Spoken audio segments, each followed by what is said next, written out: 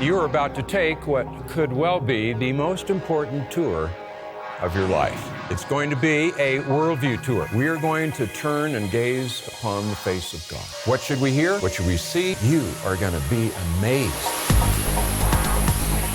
Why did Jesus come into the world? Do you know who Jesus is? Do you know?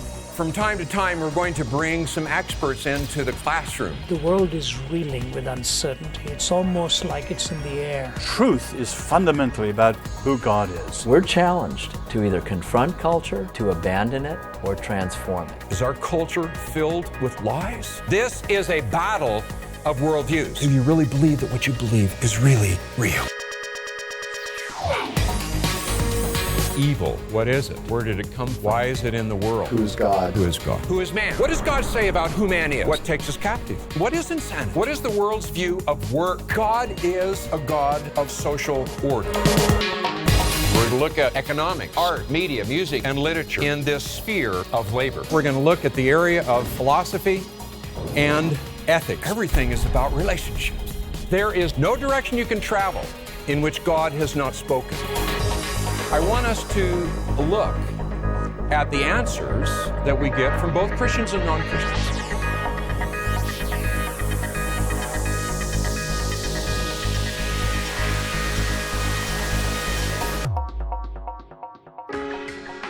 We get over 250,000 letters and phone calls at Focus every month. And if you were to listen in on some of those, it would make your heart break.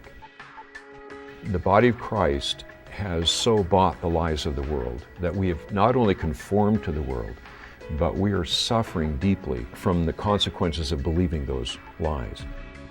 We have become convinced that the only long-term solution to this problem is to rebuild those foundations, to build again that comprehensive biblical worldview within God's people. One of the effects of a comprehensive and systematic biblical worldview is that you're not as easy to fool. The effect we want to see upon people's lives is that they have that ability to discern and to be able to fend off those lies and the illusions that bombard them from every quarter of life.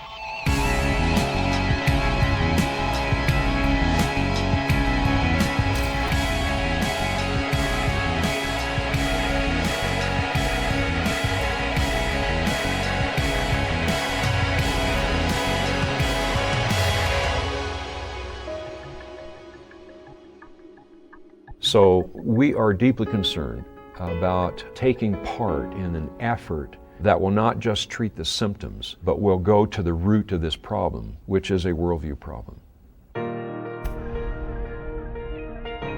The vision of the Truth Project, first and foremost, is that God will perform a deep transformation within the lives of those people who go through the study. It's a transformation that will radically change the way they view the world and the way they live their life. It's a change that is permanent. It's not an emotional experience. How does it happen? Well, for sure we know that it doesn't happen because of anything we do. That kind of a transformation only occurs when God does His work within the heart and mind of an individual. And that is why this whole project is going to be resting on a platform of prayer, because we recognize that what we seek here doesn't simply come because we got a really neat product. It comes because of the work of God.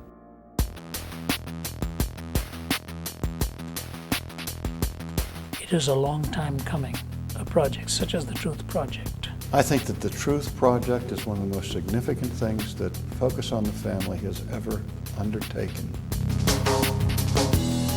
Of all the issues today, you could boil them down to half a dozen, but unquestionably, truth would be major. The question of truth and training minds in how to approach truth is of importance that cannot be gainsaid. What is the definition of the present? This is what's happening, man.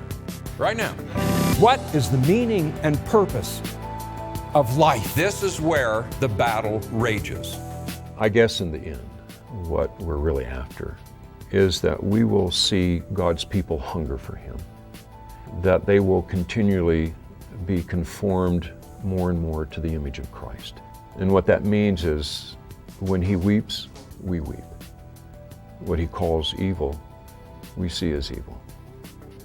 What He calls glorious and good, we see as glorious and good. How do I know I exist? And if I do exist, why do I exist? If I think I exist, where did that thought come from? We're going to build the final pillar history. We're going to look at the American experiment. Intimacy, union, communion, fellowship, Love. The God of the universe dwells within me? Wow.